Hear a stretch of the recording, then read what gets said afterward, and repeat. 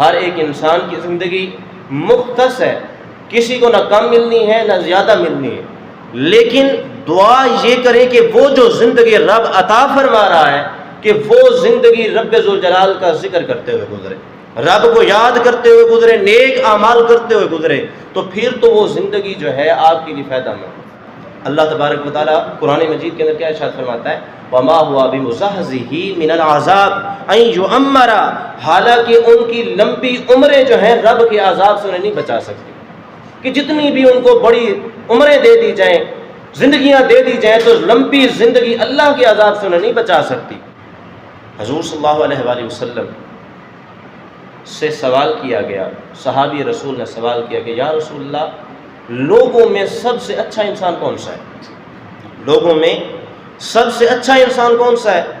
تو حضور صلی اللہ علیہ وآلہ وسلم نے ارشاد فرمایا کہ جس بندے کو رب ذوالجلال لمبی زندگی عطا فرمائے اور اس لمبی زندگی کے ساتھ نیک اعمال کی دنیا کے اندر بندے کو اللہ توفیق عطا فرما دے، فرمایا وہ دنیا کے اندر سب سے اچھا انسان ہے، سب سے اچھا انسان ہے۔ پھر آگے سے دوبارہ صحابہ کرام نے سوال کیا کہ یا رسول اللہ، برا انسان کون سا ہے؟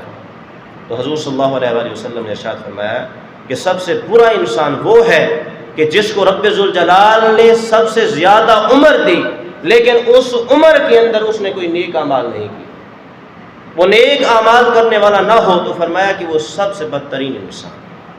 تو انسان کی زندگیاں، ہر ایک انسان کی زندگی مختص ہے، کسی کو نہ کم ملنی ہے نہ زیادہ ملنی ہے، لیکن دعا یہ کریں کہ وہ جو زندگی رب عطا فرما رہا ہے کہ وہ زندگی رب ذوالجلال کا ذکر کرتے ہوئے گزرے، رب کو یاد کرتے ہوئے گزرے، نیک اعمال کرتے ہوئے گزرے، تو پھر تو وہ زندگی جو ہے آپ کے لیے فائدہ مند۔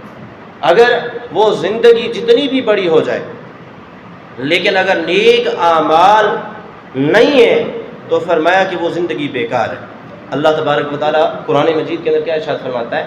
وَمَا هُوَ بِمُزَحْزِحِهِ مِنَ الْعَذَابِ أَن يُعَمَّرَ، حالانکہ ان کی لمبی عمریں جو ہیں رب کے عذاب سے انہیں نہیں بچا سکتی، کہ جتنی بھی ان کو بڑی عمریں دے دی جائیں، زندگیاں دے دی جائیں، تو لمبی زندگی اللہ کے عذاب سے انہیں نہیں بچا سکتی۔